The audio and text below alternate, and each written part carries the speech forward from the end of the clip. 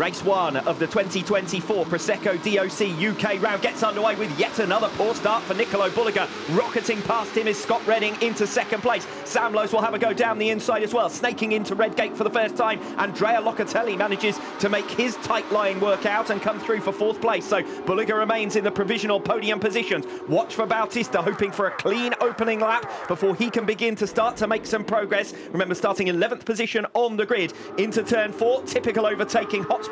Andrea Locatelli through on Nicolo Bulliger for third position. So it's a BMW 1-2 of Razgatlioglu and Redding. Locatelli, the lead Yamaha, in third position, ahead of Bulliger and Sam Lowes on Ducati machinery. Alex Lowes sitting now behind Michael van der Mark. So van der Mark has managed to recover that sixth place. That looks like it's Taz McKenzie at the back that's had a crash there through turn 7.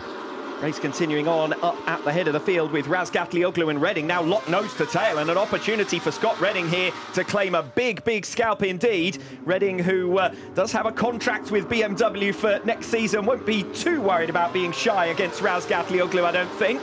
But where is the opportunity to pass a rider who's so good on the brakes, particularly the second half of this circuit at Donington Park? And that's the key advantage for Toprak Razgatlioglu. Yeah, you can see there down into the Melbourne Loop how easy it is to go in a little bit hot. Michael van der Mark was in 6th position, ran in deep. Alex Lowe was able to get that cut back on him for 6th. That's the kind of move you can make into the loop. Is Redding a little bit wide there? Is that going to open a door for Locatelli on the run down the straight? It's critical for Alex to come through on Sam right from the start, because on that opening lap, Lowes was actually faster than all the riders in front of him, just couldn't get past his brother. So now he's through into 5th, needs to get onto the back of Bulliger. Bulliger with an opportunity to make the pass here on Andrea Locatelli into the Fogarty S's on lap 2. Bulliger is indeed through for third position. The top 4 bunching up again on this second lap. There's less than 0.8 of a second between that lead quartet. Bautista making progress as well. He's come through on van der Mark into turn 9 and trying to hold on to that spot now. Key is for him to dispatch Ray and Sam Lowes as quickly as possible. A massive gap now has opened up behind Alex Lowes in 5th position to his twin brother who sits in P6. But look at how much Alex Lowes has been able to close on to the back of Locatelli in front of him. Once he's had that clear track in front of him, he's probably the fastest rider on the track right now. Group of 5 up front, isn't it? 1.5 seconds. Razgatlioglu breaking away now, half a second clear of Scott Redding. Razgatlioglu with plenty of speed, as you'd anticipate. If anyone wants to go with him, they need to clear Redding quickly. Yeah, and for Redding, it's about trying to hold on to these positions for as long as he can. 23 laps around here is a long race. And Xavi Vieira, that looks like it's at the last corner for Vieira. What a disastrous weekend again for Honda.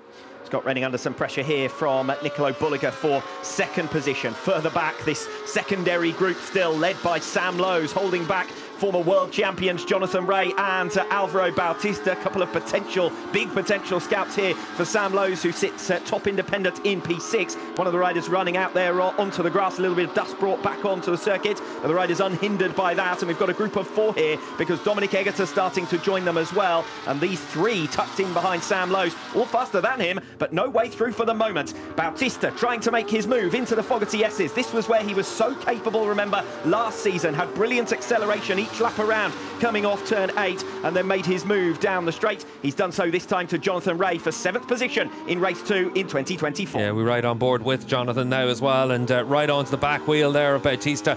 Faster in that mid-corner section, but look at how the Ducati just leaves him on the straight then as they pick that bike up. But Jonathan Ray, good to see him up there inside the top 10 positions and looking like he's got a bike underneath him that he's got a bit of confidence with. He just needs to keep building that confidence.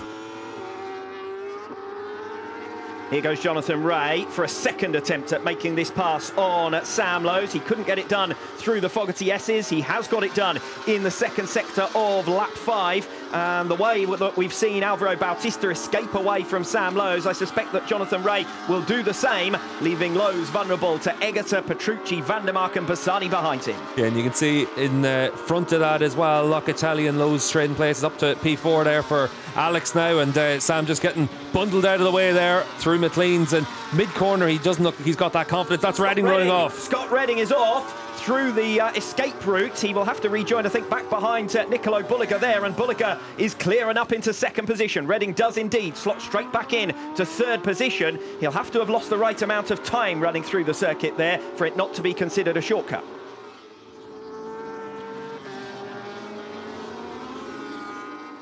This is Sam Lowes running off the circuit. He was sitting, I think, in 12th position, but that's going to drop him outside of the points altogether, and this race has certainly not gone to plan for Sam Lowes.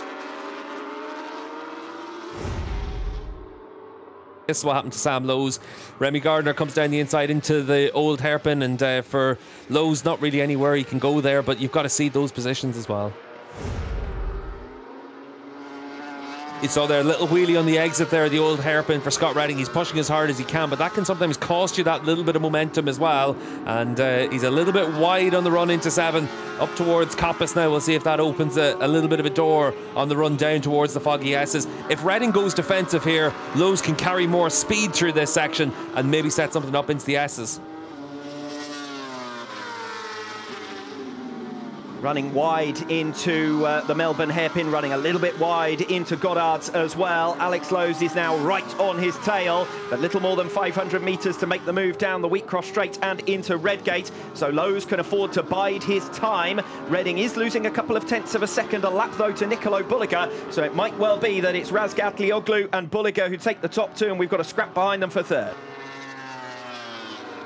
Turn your attentions now to Locatelli versus Bautista. That's where your next change of position is going to be. Bautista has hunted down a 2-second gap. It's now just a tenth of a second between them in 5th and 6th places. Bautista with another lap in the 1:26s last time around, a 1:26.864. Locatelli 4 tenths of a second slower than that. This is just a matter of time for Bautista, and we know how strong he is coming off turn 8 and on the run towards the Fogarty S's. That might well be where Bautista strikes. Andrea Locatelli, top Yamaha in the championship, currently in 5th place overall. He's 5th place in this race as well. Bautista needs every point he can get in the title fight, and he feints to the inside now on Andrea Locatelli. He's got that move done very nicely. Bautista, just as a year ago, so strong coming off turn 8 and on the run to the Fogarty S's. He makes it look easy in the end under heavy braking into turn 9. Through turn 7 though, you can see how much faster mid-corner Lowe's is. He's able to hold that tighter line. He's able to carry more speed through through Coppice down in towards the Foggy S's. Not close enough to try and attack into the S's, but for Bulliger, he knows that he can't run in too hot. Lowe's again able to really just throw his bike into the Foggy S's. He's coming through very soon. Alex Lowe's able to pick off Scott Redding at the final 2 turns of lap 13. He's going to bundle down the inside here of Nicolo Bulliger on lap 14. Does it open the door for Scott Redding as well? It's going to be a sprint race down towards turn 12 at the end of lap number 14. Bulliger manages to hold the line. All of this, of course, is costing Scott Redding time, with Alvaro Bautista menacing behind him, currently in 5th position. In this riveting fight for 3rd position, Bulliger, Redding, Bautista. Oh. It's a high speed and high stakes race, this one, and Redding is leaving nothing on the table. He wants to clear Bulliger quickly because he knows he has to. Bautista is that much faster than him. He's got the run through here. It's off turn 8 that Alvaro Bautista has regularly been able to make his passes here at Donington Park, and he's going to set himself up for an opportunity here as he makes his way through, directly on the tail of Scott Redding and Nicolo Bulliger. Big shake of the head for Scott Redding though on the run through Schwantz. He's really getting frustrated at having to lose so much time behind Bulliger. Here goes Bautista to make the pass on Scott Redding. Redding exits stage right at the Fogarty S's once again. He will rejoin behind Alvaro Bautista. A missed opportunity for a podium for Scott Redding. Bautista was always coming through. He set himself up to off turn 7, and then his typical passing place down the straight in towards the Fogarty S's. Another place gained by Alvaro Bautista.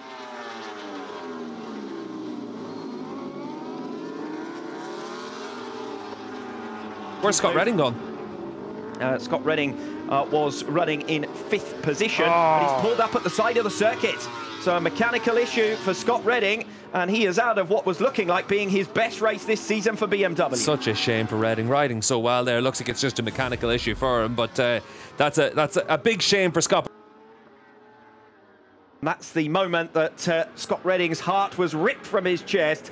An opportunity for a top 5 finish and a big points haul squandered in the final 4 laps. Bautista into the Fogarty S's yet again. He made his move on Redding, and a carbon copy this time around on lap number 20. Alvaro Bautista has completed his recovery from down on the 4th row of the grid, and with plenty of bikes between himself and his teammates off the line, Bautista's now through for 3rd.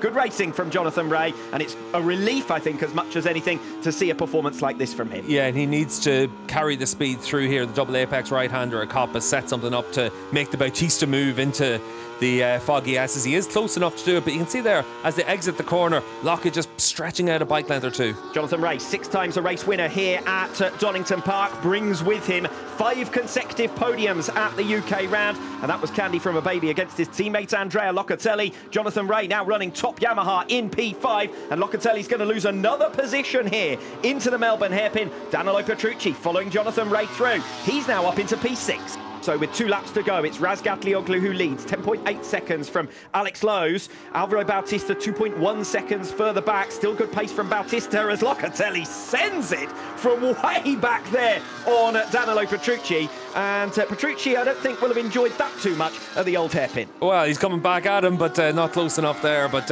he'll try to do something into the S's as well. That's where he saw Jonathan Rea come through. Razgatlioglu then on his way to extending that winning run, and here at Donington Park it will be his 7th victory at the UK round. It will be, for the first time in his career, 5 consecutive victories in World SBK for Toprak Razgatlioglu.